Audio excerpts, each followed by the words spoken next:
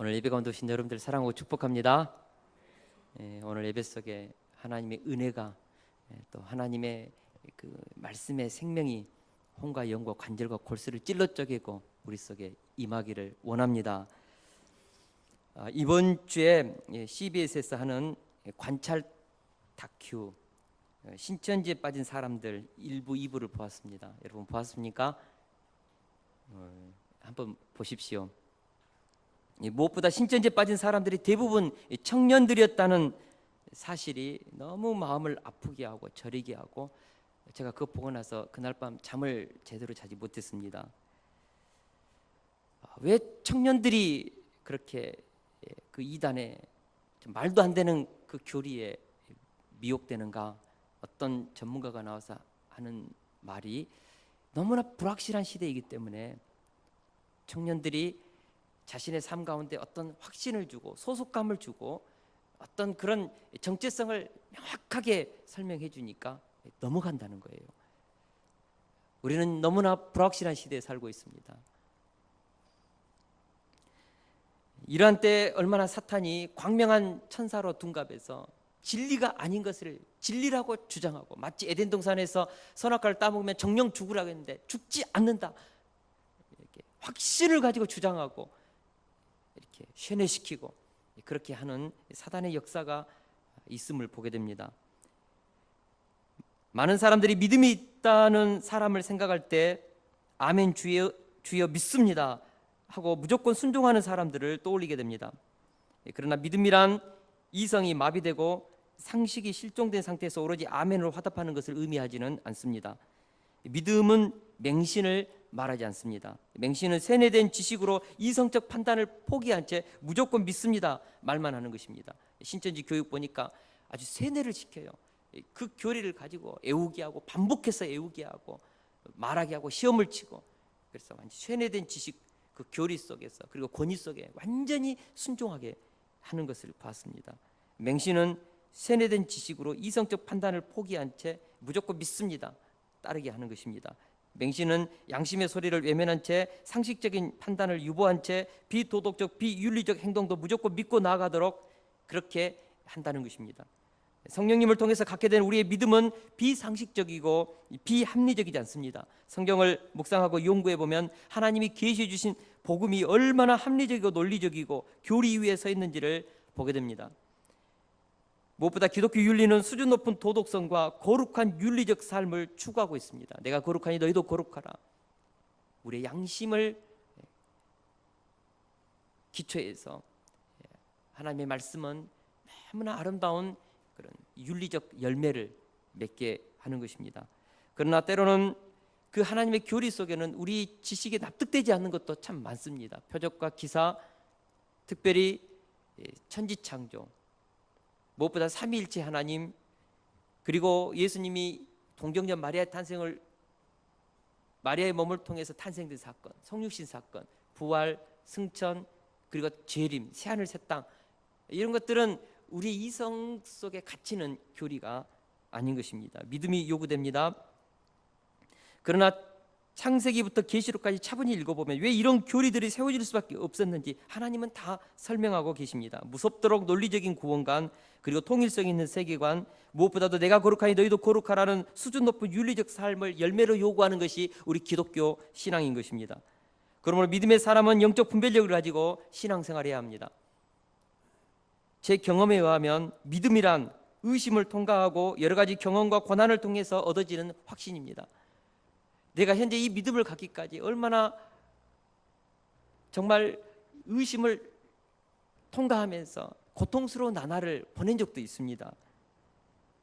그렇습니다. 제가 갖고 있는 믿음은 끝없는 의심과 의문 속에서 저의 이성과 상식과 논리를 통과해서 얻어진 확신입니다. 아마 여러분들도 그럴 것입니다.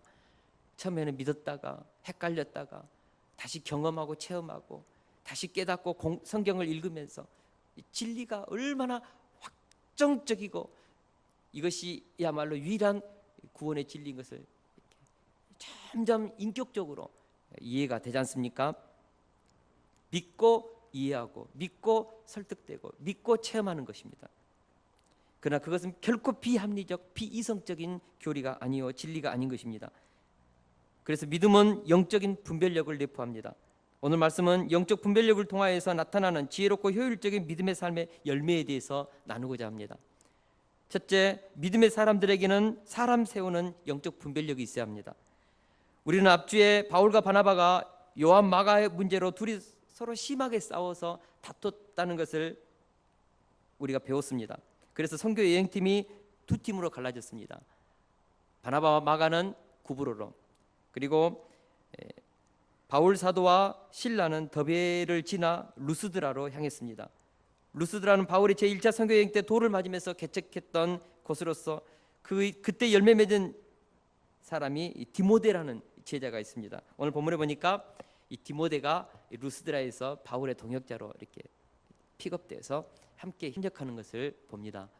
사랑하는 동역자 여러분, 1차 그 전도 여행 때요 굉장히 많은 믿음의 열매들이 있었습니다. 그 중에 한 사람이 디모데입니다. 아마 그 당시에는 청소년이었을 것입니다. 그러나 어느 정도 시간이 지나고 이제는 청년이 되었습니다. 이 디모데라는 이 청년은 오늘 본문에 보니까 어머니는 유대인이고 아버지는 헬라인이었습니다. 근데 디모데후서 1장 5절에 보니까 헬라인 아버지가 돌아가셨던 것 같아요. 일찍 여였던 것 같아요. 그래서 외조모 로이스와 어머니 유니게 밑에서 신앙교육을 잘 받았습니다. 얼마나 신앙교육을 잘 받았는지 이 디모데에 대한 소문이 루스드라에서뿐만 아니라 그 옆에 있는 더베라는 지방까지 소문이 났습니다. 모든 형제들에게 칭찬받는 그런 청년이었다는 것입니다. 그때 바울은 이런 디모데를 자신의 동역자로 선교팀에 합류시켰습니다. 바울은 이방 선교를 할 때 진실하고 재능 있는 믿음의 동역자들을 분별하고 택해서 훌륭한 선교팀을 구성했다는 것입니다. 바울은 혼자 일하지 않았습니다. 2차 선교 여행을 시작할 때 안디옥에서 실라를 택했고, 그 다음에는 루스드라에서 디모데를 택했고, 드로아에서는 누가를 택해서 합력하고 합심해서 선교 사역을 감당했습니다. 바울이 정말 엄청난 선교의 열매를 맺을 수 있었던 것은 바울이 잘나서가 아닙니다. 똑똑해서가 아닙니다. 능력이 있어서가 아닙니다. 이런 좋은 동역자들과 합심하고 동역해서 정말 아름답고 위대한 선교의 열매가 맺은 것입니다. 하나님의 일을 하면서 가장 중요한 것은 사람을 세워서 함께 일하는 것입니다. 서양 속담에 인재는 값을 묻지 말고 데려오라는 말이 있습니다. 동양에서는 인재를 붙들기 위해서라면 삼고초려도 해야 한다고 말하고 있습니다. 훌륭한 사람을 합류시켜서 위대한 선교팀을 만들고 위대한 선교 사역을 했던 바울 사도를 생각하면서 사람을 세우는 영적 분별력이 얼마나 중요한가. 여러분, 믿음의 사람들은 사람 보는 눈이 있어야 합니다. 사람 보는 눈, 그리고 사람을 세울 수 있는 분별력이 있어야 합니다. 교회는 어떤 곳인가? 사람을 세우는 것입니다. 사람은 본질적으로 위대한 가능성이 있습니다. 인간 자체가 하나님의 형상을 가진 무한한 창조성, 무한한 잠재성. 우리 세상에서는 등수로 차별을 나누지만 성경은 인간 한 사람 한 사람 안에 무한한 가능성으로 보는 것입니다. 믿음의 사람들은 인간을 하나님의 눈으로 봐야 합니다. 모든 사람 안에 감추어진 어마어마한 가능성이 있습니다. 교회는 바로 이런 세상에서는 별 볼 일 없는 사람들이지만 교회에 들어가면 예수님을 만나고 성령님의 능력을 받고 변화되어서 능력받아서 위대한 인재들로 세워지는 곳이 교회입니다. 교회란 인간을 재창조하여 역사의 주역으로 세우는 인재산실의 터라고 믿습니다. 교회는 건물이 아닙니다. 교회는 조직이 아닙니다. 시스템이 아닙니다. 교회는 하나님으로부터 부름받은 사람들의 모임인 것입니다. 결국 교회는 사람을 키우고 세우는 것, 바로 그것이 되어야 한다고 믿습니다. 하나님은 마지막 때 이사야를 통해서 교회를 통해 이루어질 환상을 예언했습니다. 내 백성이 다 의롭게 되어 영원히 땅을 차지하리니 그들은 내가 심은 가지요 내가 손으로 만든 것으로 나의 영광을 나타낼 것인즉. 자, 여기서부터 같이 한번 읽어보겠습니다. 빨리 한번 틀어보세요. 시작. 그 작은 자가 천명을 이루겠고 그 약한 자가 준비 안 했네요. 그 작은 자가 천명을 이루겠고 그 약한 자가 강국을 이룰 것이라. 때가 되면 나 여호와가 속히 이루리라. 그러니까 하나님께서 마지막 때 교회를 세우고 성령님을 통하여서 세상에서 보면은 별 가치 없는 그런 작은 자가 천을 이루고 약한 자가 강국을 이루는 그런 일들을 하겠다는 것입니다. 세상의 교육으로는 안 됩니다. 인맥으로도 안 됩니다. 그러나 하나님께서 주님의 몸된 교회를 통하여서 복음의 능력으로 변화시켜서 약한 자를 천을 이루고 한 사람을 통하여서 강국을 이루는 그런 일을 하시겠다는 것입니다. 할렐루야. 그래서 교회는 사람을 귀히 여기고 소중히 여기는 그런 아름다운 인재산실의 터가 되어야 하는 것입니다. 믿음의 사람은 그러므로 사람을 보는 눈이 있어야 하고 사람을 세우는 영적 분별력이 있어야 합니다. 사람마다 가진 은사와 재능을 잘 알아보고 가장 적절한 곳에 세우는 영적 분별력, 이것이 믿음의 사람들에게 있어야 합니다. 우리 한국교회가 겪는 문제 중 하나는 인재를 키우지 않는다는 것입니다. 인재나 후배를 아낄 줄 모르는 잔인한 풍토는 세계 어느 나라에도 비길 데가 없습니다. 좋은 인재가 있으면 값을 묻지 말고 데려와 키우고 격려하고 지지하고 세워주어야 합니다. 무엇보다도 교회에 좋은 인재가 들어오면 잘 분별해서 합당한 사역자로 일하도록 세워야 합니다. 또한 사역하는 사람들에게는 격려와 지지가 필요합니다. 아무리 훌륭한 사람도 실수를 하고 아무리 재능 있는 사람도 무너질 때가 있는 것입니다. 우리에게 인재를 발견할 줄 아는 눈도 필요하고 한번 인정했으면 끝까지 믿어줄 줄 아는 신뢰도 필요합니다. 여러분, 교회는 그런 것입니다. 저는 우리 교회가 그런 마음을 가지고 좋은 인재가 오면 세우고 격려하고 지지해서 정말 일할 수 있도록 이런 그릇, 사람을 보는 눈, 세우는 눈, 이런 분별력 가지고 합심 통역해서 아름다운 주님의 몸된 교회를 이루자는 것입니다. 결국 인물이 없어서 국가도 회사도 교회도 망하는 것입니다. 한 사람이 위대한 지혜의 사람이 생기면 교회도 민족도 사는 것입니다. 교회는 사람을 변화시키고 세우고 키우는데 가장 많은 헌신과 돈을 투자해야 합니다. 그래야 교회가 살고 하나님의 나라도 확장되는 것입니다. 만약 우리 교회에서 예를 들어 우리 김홍석 집사님이 우리 민재가 서울대를 갔어요. 근데 지금 전셋집에 살아요. 민재야, 우리 집 돈 없다. 좀 미안하지만은 너 어떻게 좀 안 되겠냐? 지방 들어가면 안 되겠냐? 그럴 부모가 어디 있냐고요. 어떻게 합니까? 팔지요. 팔지요. 그래서 그 아이 가르치지요. 이게 한국 부모라고요. 우리 기용군 성도님이 예를 들어서 우리 보배가 예를 들어서 그냥 포항 공대를 갔다고 칩시다. 야, 요즘엔 사업 안 된다. 너 좀 여기 좀 강주에 있으면 안 되겠냐? 그럴 부모가 어디 있냐고요. 자녀가 무엇입니까? 우리 미래의 시요, 희망이요, 비전이지 않습니까? 그래서 부모의 마음이 무엇입니까? 자녀를 양육하고 교육시키고 그 아이가 열정만 있고 능력이 있고 비전이 보이면 투자하는 거예요. 어떤 투자보다도 가치 있는 투자. 굶어서라도 논밭을 팔아서라도 우리 자녀들 가르쳤던 것, 그것이 60년대, 70년대, 80년대 우리 부모님들 아니었습니까? 그래서 이 나라 키웠다고요. 바로 교회는 그런 부모의 마음으로 자식을 투자하고 세우는 그런 부모의 마음으로 다음 세대를 먹이고 세우고 가르치고 해야 한다는 것입니다. 할렐루야. 다음 세대를 세우고 가르치고 위대한 믿음의 사람으로 키우기 위해서 교회가 빚지는 한이 있더라도 그렇게 교육에 투자하자는 것입니다. 내 자식을 최고의 인재로 만들겠다는 각오로 학원 보내고 좋은 선생님 붙여가지고 그렇게 가르치는 그런 마음으로 우리 교회 학교 아이들을 그런 마음으로 교회의 다음 세대들을 그런 마음으로 우리가 먹이고 섬기고 세우자는 것입니다. 우리 교회는 정관에다가 교회 학교 아이들에게 투자하고 다음 세대를 위해서 투자하는 교육비에 대해서 물론 예산이 정해져 있지만 그것을 더 쓴다고 해가지고 재직계에서 허락받고 우리 그런 짓 하지 말자. 아예 정관에다 못 받고 교육만큼은 빚지는 마음으로 투자하자. 할렐루야. 내 자식 가르치는 마음으로 우리 다음 세대에게 투자하자. 할렐루야. 우리가 그런 마음 갖기를 원합니다.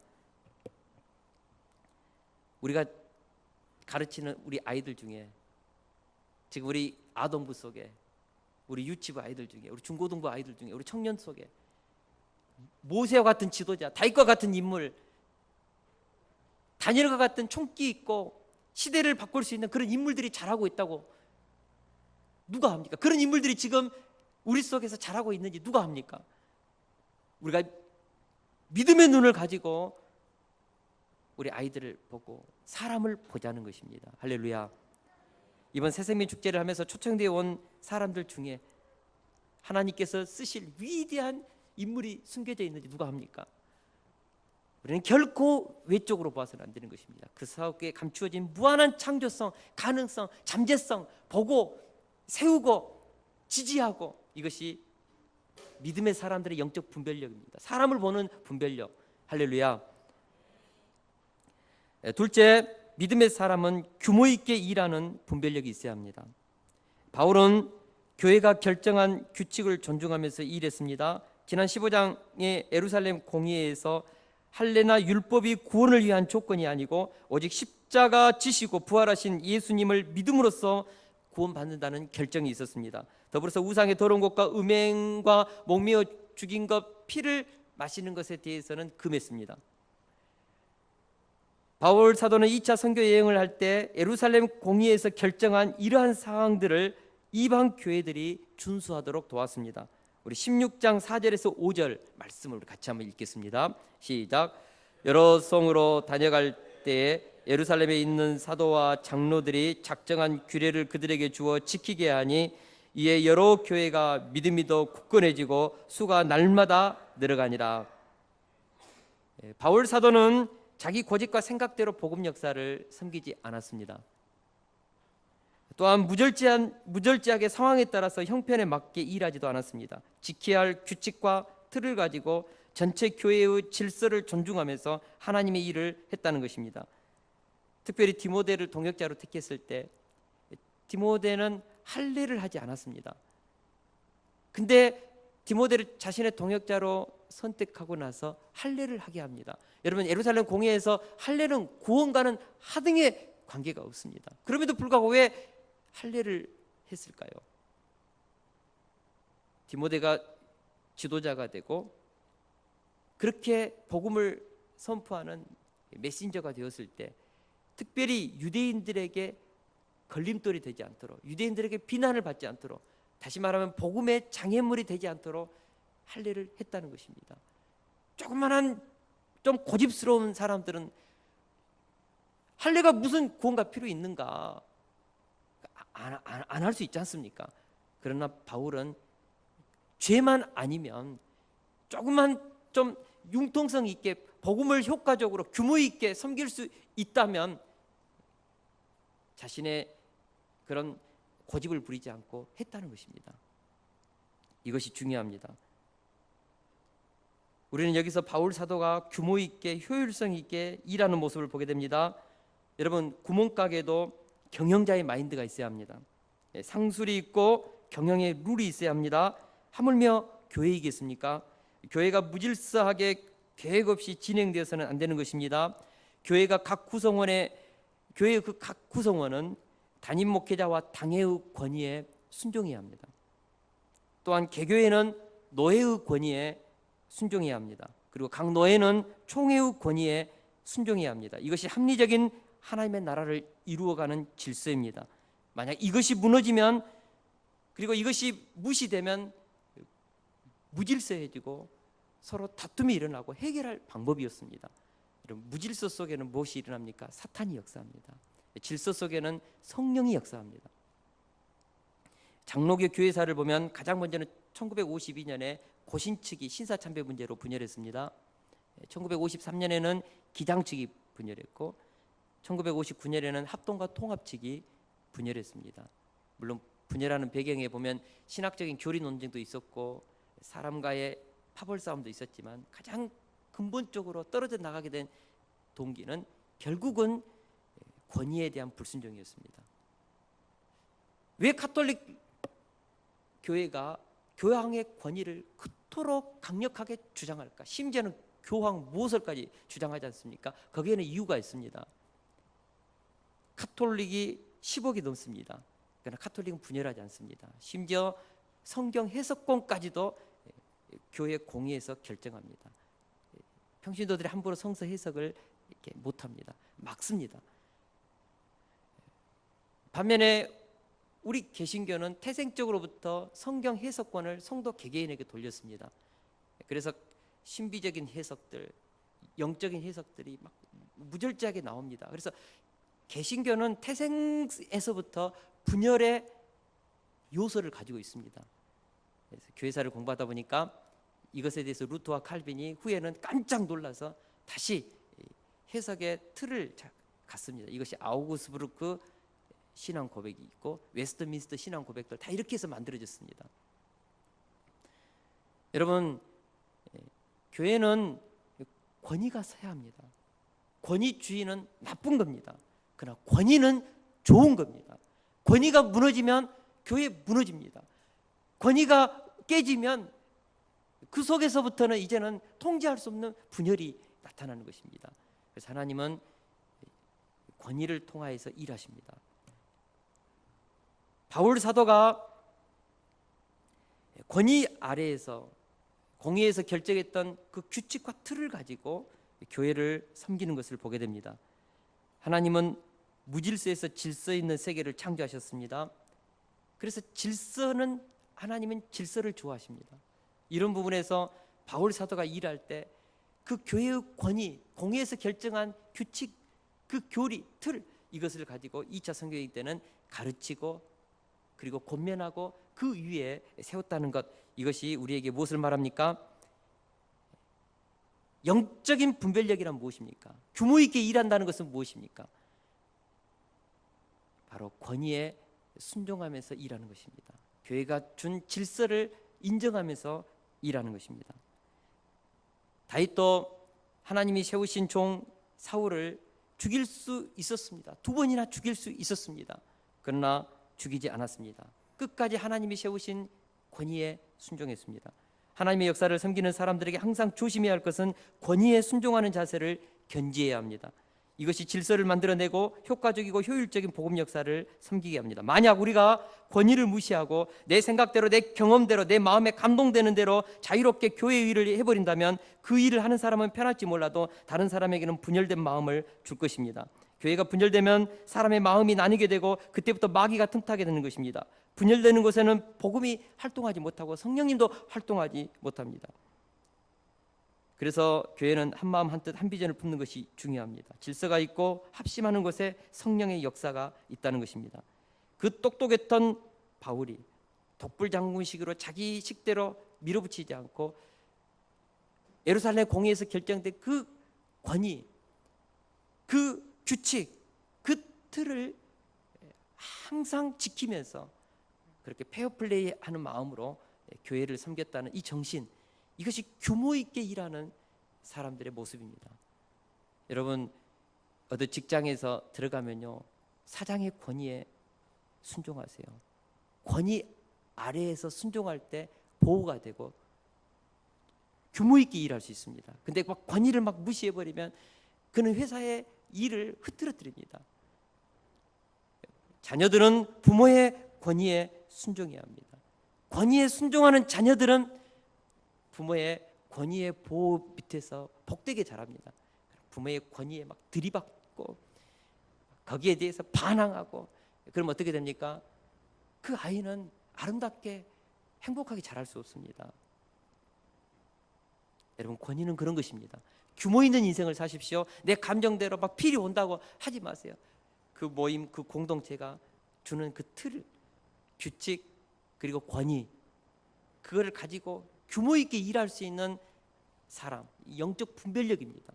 그런 사람이 규모 있게 쓰임 받고 많은 사람들에게 큰 일을 할 수 있습니다. 할렐루야. 저는 우리 모두가 영적 분별력을 가지고 규모 있게 일함으로써 교회 공동체의 덕을 세우는 그런 아름다운 열매를 맺을 수 있기를 기도합니다. 마지막으로 믿음의 사람은 무엇이 사단의 방해이고 무엇이 성령의 저지인지를 분별할 수 있어야 합니다. 바울 사도가 2차 선교 여행을 할 때 자기 나름대로 계획이 있었다는 것을 깨닫습니다. 6절에서 8절을 우리 다 같이 한번 읽겠습니다. 6절에서 8절 말씀입니다. 같이 읽습니다. 시작. 성령이 아시아에서 말씀을 전하지 못하게 하시거늘 그들이 부르기아와 갈라디아 땅으로 다녀가 무시아 앞에 이르러 비두니아로 가고자 이에스되 예수의 영이 허락하지 아니하는지라 무시아를 지나 드로아로 내려갔는데, 바울 사도는 소아시아에서 말씀을 전하고자 무진히 애를 썼습니다. 그런데 성령께서 이를 막으셨습니다. 아무리 애를 쓰고 충성을 다해 복음을 전해도 역사가 일어나지 않았습니다. 먼저는 바울은 부르기아 지방으로 가서 교회를 개척하고자 했습니다.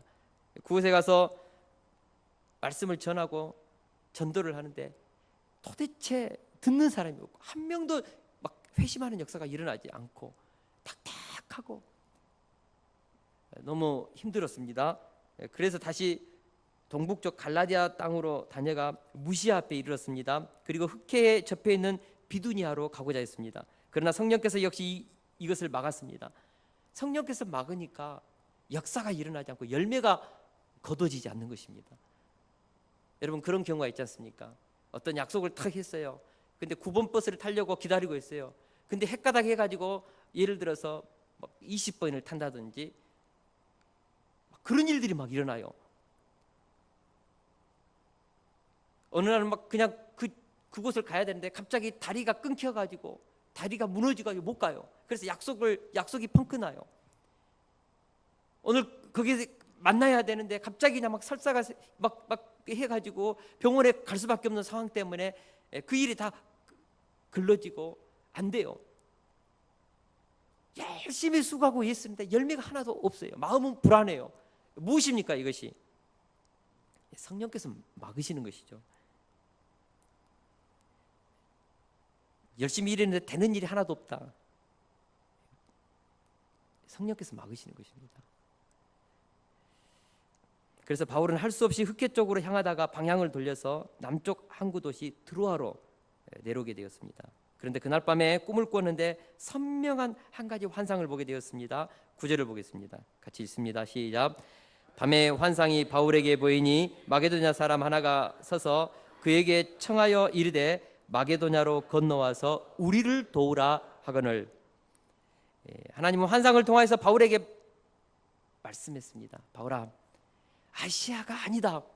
유럽이다. 유럽으로 건너가라. 마게도냐 환상을 통하여서 유럽으로 건너와라 보여줬어요.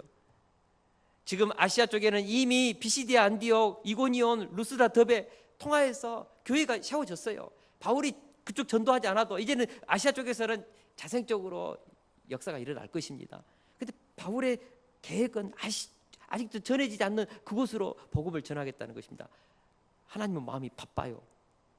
바울아, 너희 인생 100년 1000년 사는 것도 아니고 빨리 유럽으로 건너와서 지금은 유럽의 복음을 전해야 될 때다. 하나님이 큰 구속의 스케일을 가지고 바울을 그쪽으로 인도했던 것입니다. 다 막으시고, 바울이 막히고 어렵고 힘들 때 굉장히 고민을 많이 했을 거예요.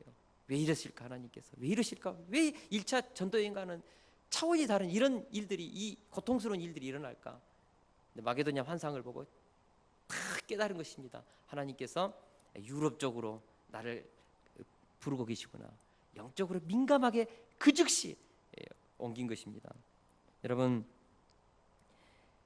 우리는 여기서 복음의 역사의 주체는 성령님이시고 성령께서 친히 원하시는 방향으로 이끌고 가심을 배우게 됩니다. 성령님이 역사의 주체이십니다. 아무리 인간의 계획과 소원이 강력하더라도 성령께서 막으시면 안 되는 것입니다. 반대로 인간의 생각에는 도무지 되지 않을 것 같아도 성령께서 함께 하시고 길을 여시면 형통하고 기대치 않았던 막 열매들이 맺는 것입니다. 잠언서 16장 9절에 보니까 사람이 마음으로 자기 길을 계획할지라도 그의 걸음을 인도하시는 이는 여호와시니라, 그렇게 말씀했습니다. 믿음의 사람은 자기 생각으로 자기 계획으로 사는 자가 아니라 성령께서 역사하시고 인도하시는 대로 순종하면서 따라가는 사람을 말합니다. 많은 사람들이 믿음하면 자기 생각대로 대해야 한다고 말합니다. 내가 원하는 대로 하나님께서 그렇게 응답해 줄 때 기도 응답 받았다고 말합니다. 마치 내 뜻과 내 소원을 이루는 것을 믿음이라고, 믿음 좋은 것으로 말합니다. 그러나 믿음은 하나님의 계획과 뜻을 이루는 것입니다. 믿음은 바로 이러한 하나님의 뜻을 분별하는 지혜를 가진 사람을 말합니다. 그래서 믿음의 사람은 내가 아무리 좋은 생각과 좋은 계획을 가지고 있다 할지라도 하나님의 뜻이 아니면 포기할 줄 아는 것입니다. 믿음의 사람은 자기 계획대로 움직이다가도 이것이 하나님이 기뻐하지 않는다는 것을 알면 즉시 계획을 수정할 줄 아는 부드러운 마음, 겸손한 마음, 그 마음을 가진 사람이 진짜 믿음의 사람입니다. 믿음의 사람은 고집스럽지 않습니다. 마음이 굳어가지고 막 그냥 그 완악한 그런 마음을 갖지 않습니다. 마음이 청결하고 심령이 가난하고 애통한 마음이 있어서 하나님이 탁 때리면 늘 이렇게 반응할 수 있는 부드러운 마음, 이것이 믿음의 사람들의 마음이라는 것입니다. 할렐루야. 믿음의 사람들은 이런 마음이 있어요. 그래서 하나님이 원하는 쪽으로 인생을 수정시킬 항상 준비가 되어 있는 사람, 이것이 진짜 믿음 좋은 사람입니다. 왜 그럴까요? 믿음의 사람들이 왜 이런 일들을 단행할까요? 그래야 열매를 맺습니다. 하나님이 이쪽에서 일하고 싶은데 나는 이쪽에서 일하겠다고 내 계획 세웠으니까 하나님 말 안 됩니다. 여기 이쪽이 은혜를 달라고. 하나님은 지금 이쪽이 바빠요. 여기서 열심히 수고합니다. 물질을 투자합니다. 인생을 겁니다. 목숨을 겁니다. 열매 있을까요? 개고생한 것입니다. 헛고생하는 것입니다. 아무리 수고해도 열매 없어요. 인간의 그 눈물의 열매는 좀 있겠죠. 근데 순종해가지고 여기서 해요. 그때는 어떤 역사가 일어납니까? 조금만 했는데도요, 막 능력이 나타나고 기적이 나타나고 30배, 60배, 100배, 1000배, 10,000배의 열매가 나타납니다. 여러분, 성령의 역사에 순종하고 하나님이 원하시는 곳에 일하고 그곳에서 능력받아서 일하면요, 형통, 승리, 성공, 이런 열매들이 있습니다. 이건 당연한 것입니다. 왜 열매가 없을까? 많은 사람들이 내 고집을 이렇게 붙잡고 살기 때문에 그런 경우가 허다하다는 것입니다. 여러분, 지혜롭기를 원합니다. 분별력을 갖기를 축원합니다. 그러기에 우리는 하나님의 뜻을 찾고 하나님의 인도하심을 받아야 합니다. 그런데 사실 아무리 믿음이 좋은 사람도 무엇이 사탄의 방해이고 무엇이 성령의 저지인지 알기가 쉽지 않습니다. 그런데요, 사탄이 방해하는 것은 눈치채기가 참 쉽습니다. 사탄이 주로 우리가 하는 일을 방해할 때 외부에서 막 고난을 주고 질병을 주고 어떨 때는 막 사람을 통하여서 대적 관계를 형성하고 우리가 하는 일에 대해서 많은 막 장애물을 막 주어요. 그러나 내 마음에는 평안해요. 확신이 있어요. 될 거라는 그런 분명한 믿음이 있어요. 이런 경우는 무엇입니까? 하나님이 나를 통하여서 일하고 계시고 상황에서 오는 어려움은 사탄이 방해하는 것입니다. 그러나 주변의 환경도 어렵지만은 내 마음속에 확신이 없어요. 자꾸 그냥 일을 해도 이것이 될지 안 될지 잘 모르겠고 헷갈리고, 그리고 그 하는 일에 대해서 불안하고 염려가 있고, 이 일을 통하여서 하나님께 영광 된다는 분명한 그런 마음의 평안이 없어요. 이런 경우는 무엇입니까? 성령께서 저지하고 있습니다. 야, 너는 지금 그쪽이 아니다. 너 이쪽으로 오는 것이 훨씬 낫겠다. 성령께서 막으시는 것입니다. 제가 교회를 이렇게 개척하기 전에 사실은 저는 청빙을 준비했습니다. 저는 개척할 얼굴도 보세요. 이렇게 개척할 그런 얼굴은 아니지 않습니까? 청빙 준비했습니다. 그래서 이렇게 공부도 계속하고 박사과정도 이렇게 공부했던 것 중에 하나는 이제 청빙 그런 마음속에 욕심이 있었습니다. 그래서 당시 동강교회 김미식 목사님이 50주년 희년 기념교회를 개척할 그런 교회에서 의향이 있으니까 김 목사님 개척 한번 해봐. 목사님 저는 개척 아닙니다. 개척이 아니고 청빙입니다. 교회도 많은데 저는 사명 못 받았습니다. 그래서 계속 청빙을 했습니다.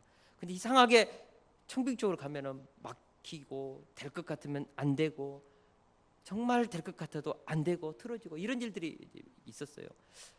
그래서 제 마음 가운데 드는 생각 중에 하나가 혹시 나는 청빙이 아니고 하나님 개척이 아닐까 이런 생각이 들면서 기도했습니다. 두 가지 기도 제목을 하나님께 제시했습니다. 첫 번째, 예수님도 12제자 얻었지 않습니까? 저 개척할 때 12제자 12동역자 주시지 않으면 나 개척 안 합니다. 두 번째, 하나님 나 돈 없으니까 1억 이상을 주세요. 근데 하나님께서요 다 들어주셨습니다. 우리 첫 개척할 때 몇 명 모이신 줄 아십니까? 아이들까지 36명 모였습니다. 놀라지도 않으시네요. 36명 모였어요. 물론 막 많이 가기도 하고 흩어지기도 했지만 하나님께서 은혜를 주셨고 정말 순적하게 문을 열어주시더라고요. 하나님께서 저에게 원했던 것은 개척이었습니다. 우리가 하나님이 우리에게 주시는 인도하심이 있습니다. 그것을 위해서 우리가 어떻게 해야 됩니까? 예민한 영적 분별력을 가지고 도대체 하나님이 뜻이 어디 있는지 빨리 깨달을수록 고생 덜하고 빨리 결단할수록 우리가 한 번밖에 없는 인생 수고하지 않습니다. 물질 버리지 않습니다. 그래서 우리가 영적 분별력이 그렇게 중요합니다. 하나님이 원하시는 것에 내 마음을 두고 하나님이 가시는 곳에 내 뜻을 두고 하나님이 하고자 하시는 것에 헌신하십시오. 고집 부리지 마세요. 우리는 하나님의 자녀로서 그렇게 할 하등의 이유가 없습니다. 겸손한 자에게 복이 있을지어다. 심령이 가난한 자에게 복이 있을지어다. 마음이 청결한 자에게 복이 있을지어다. 굳고 완악하고 고집스럽고 자기 주장 강하고 저 사람 되게 멋있어. 뭔가 해낼 것 같아. 해낼 것 같죠? 한번 사람하고 협력해서 일해 보세요. 다 부딪히고 깨지고 나누어지고 큰일 맡겨도 다 못하고 결국은 빈털터리. 그렇습니다. 하나님께 붙들릴 수 있기를 축원합니다. 바울이 그날 밤에 드로아에서 마게도냐 환상을 보자마자 즉시로 갔습니다. 근데 성경에 보면 하루 만에 그 길을 바로 드로아에서 네아폴리로 갔거든요. 사도행전 20장에 보면 네아폴리에서 역으로 드로아에 올 때 5일이 걸렸다고 했어요. 무엇을 말합니까? 하루 만에 네아폴리로 갔다는 것은 하나님이 그만큼 급히 형통의 문을 열으셔서 바울에게 유럽 쪽으로 인도했다는 것입니다. 하나님이 원하시는 곳에 내 마음을 두고 걸음을 두면요, 그때부터는 순풍에 돛다는 듯이 막 열립니다. 연결되어서 고리가 따다닥 맞고요, 내가 막 원치 않았던 사람들이 막 와서 붙고요, 돈도 막 오고요. 그런 일이 일어납니다. 할렐루야. 하나님의 뜻이 있는 곳에, 하나님이 인도하시는 곳에 우리 인생을 둘 수 있기를 축원합니다. 저는 이런 부분에서 우리가 인간 중심의 믿음 생활을 회개합니다. 마치 내 인생의 성공을 위해서 하나님의 능력을 사용할 수 있다는 착각 버려야 합니다. 내 꿈을 이루기 위해서 성령을 사용할 수 있다는 생각 버려야 합니다. 내가 잘되고 내 자녀가 잘되고 우리 가족이 축복받기 위해서 하나님을 축복의 도구로 이용할 수 있다는 생각 버려야 합니다. 하나님은 우리가 이용할 수 있는 이용의 대상이 아니라 우리가 순종해야 할 우리의 통치자이십니다. 하나님은 인격적인 분이시고 감정이 있습니다. 죄에 대해서 분노하시고 다른 것을 더 사랑하면 질투하시고 우리가 무너지면 마음 아파하시는 그런 감정을 가지고 계십니다. 그래서 우리가 하나님께 인격적으로 그분과 교제하고 그분의 뜻을 따르고 그런 신앙이 참 열매를 맺는 것입니다. 결론을 맺겠습니다. 믿음의 사람은 혼자서 일하는 것이 아니라 사람을 세워서 함께 동역하면서 일할 줄 아는 영적 분별력, 사람을 보는 눈 가져야 합니다. 예수님이 베드로가 탁 오니까 너는 개봐라, 그 갈릴리 어부 다혈질 베드로를 보면서 인류의 스승의 그 가능성을 봤다고요. 우리가 아는 하나님은 중심을 보시면서 다윗을 불렀습니다.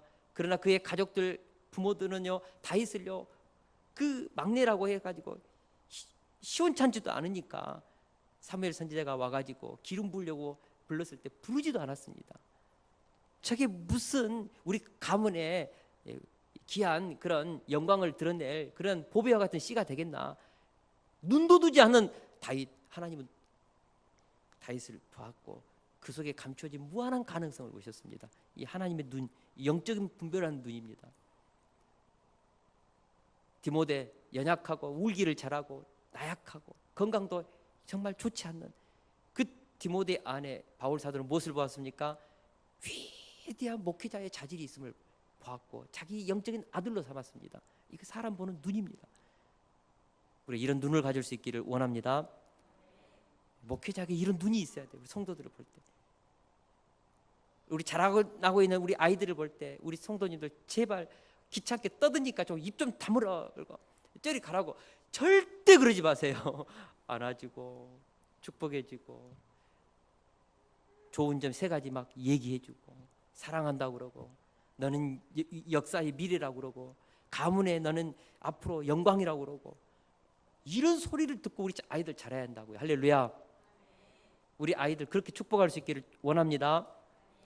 두 번째, 우리가 규모 있게 일하자는 것입니다. 규모 있게 질서를 지키고 권위에 순종하면서 하나님 우리에게 주신 룰을 쫓아서 내 감정을 막 쫓아서 상황과 환경을 쫓아서 하지 않고 규모 있게 일하자.